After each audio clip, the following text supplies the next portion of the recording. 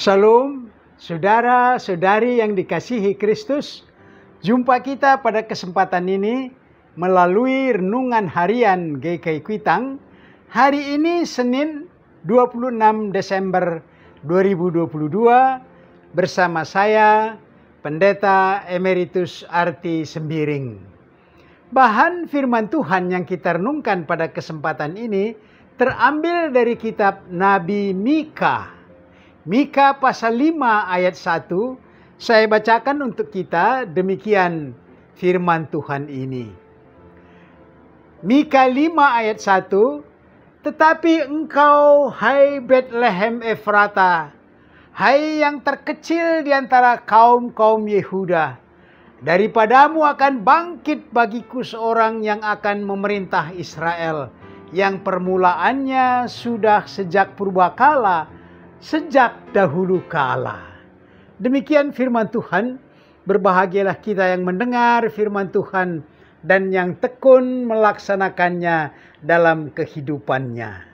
Saudara-saudari, dari tema ini, maka dari firman Tuhan ini, maka tema kita berbunyi Bethlehem Kota Mungil. Bethlehem Kota Mungil. Saudara-saudara, syair lagu O Little Town of Bethlehem, hai kota mungil Bethlehem, bisa kita lihat di Kidung Jemaat 94. Itu digubah oleh Philip Brooks tahun 1898. Beliau ini sempat berkunjung ke kota Bethlehem yang pada saat itu belum terbentuk negara Israel, yang dideklarasikan negara itu 14 Mei 1948. Pada saat itu daerah itu masih dalam kendali Inggris. Dalam kunjungannya itu dia tidak melihat, dia menyaksikan pada malam hari lorong-lorong kota Bethlehem yang sepi, tanpa penerangan yang memadai. Hanya dari jendela orang-orang, rumah-rumah orang, lampu yang temaram terlihat.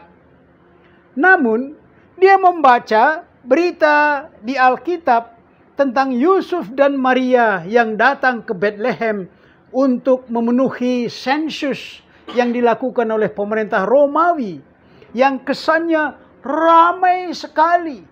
Semua penginapan penuh, sampai Yusuf hanya mendapat pemondokan di kandang domba. Yang itu pun mereka syukuri, karena Maria saatnya untuk bersalin melahirkan bayi Yesus yang telah dijanjikan oleh malaikat Tuhan kepada Maria dan kepada Yusuf. Sungguh-sungguh satu misteri yang dinantikan Yusuf dan Maria dengan berserah kepada Tuhan. Silakan Anda membuka Kidung Jemaat 94 dan coba menghayati syair yang digubah oleh Philip Brooks saat yang sangat mengharukan.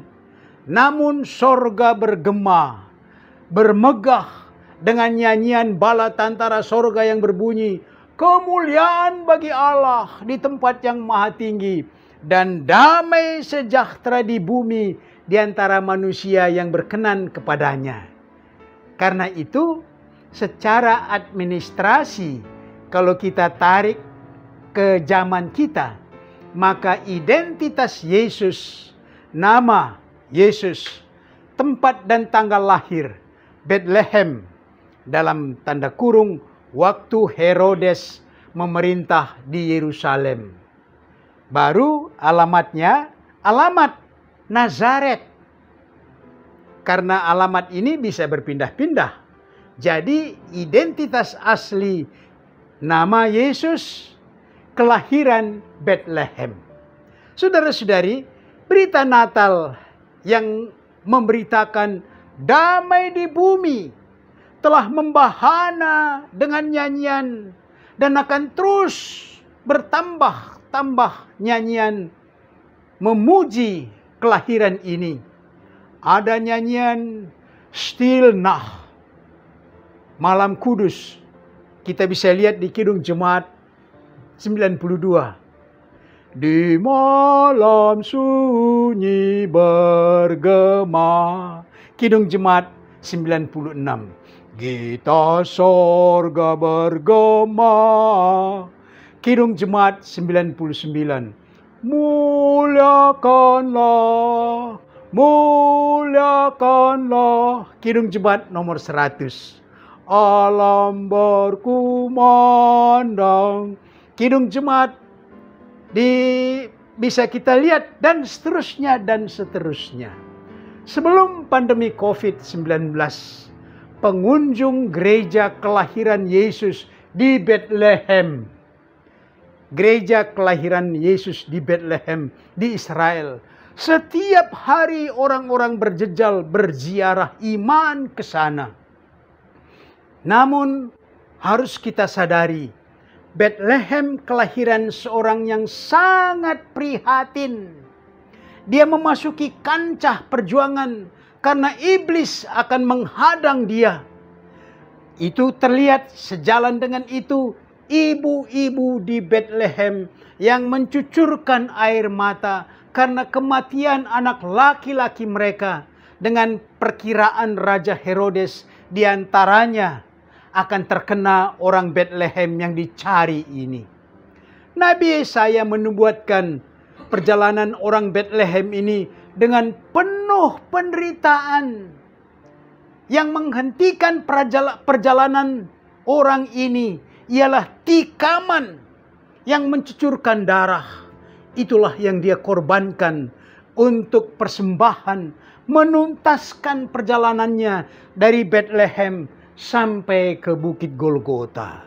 Itu yang dituliskan oleh Nabi Yesaya dalam Yesaya 53. Demikian dia mengalahkan iblis dengan kebangkitannya. Saudara-saudari, sangat beralasan untuk kita merayakan Natal. Dengan berita firman Tuhan tentang Natal, maka kita ikut berziarah ke gereja kelahiran Kristus di Bethlehem dalam iman. Natal yang kita rayakan bukan saat berpesta pora, mengeluarkan dana yang besar, tetapi membuka hati, turut di belakang Yusuf dan Maria di kandang domba. Ikut juga bersama dengan gembala di Efrata yang bergegas mencari. Ayo kita cari sesuai dengan kata malaikat, yaitu kandang domba tempat Yesus lahir. Dan kita ikut juga dengan orang-orang Majus yang membawa persembahan bagi bayi itu. Maka perkenankan kami saudara-saudara menyampaikan selamat Natal. Mari kita aplikasikan renungan ini dengan pokok-pokok berikut. Pertama, secara sederhana, apa berita Natal yang ada dalam hati Anda? Yang kedua, apa peran Anda di jemaat di mana Anda bergabung dalam persiapan dan perayaan Natal tahun 2022 ini? Yang ketiga, Herodes pada zamannya hendak menghancurkan Natal. Bagaimana pendapat Anda di zaman sekarang ini? Mari berdoa. Bapa Sorgawi, kami merayakan kelahiran Tuhan kami Yesus Kristus ke dunia yang membawa damai bagi dunia.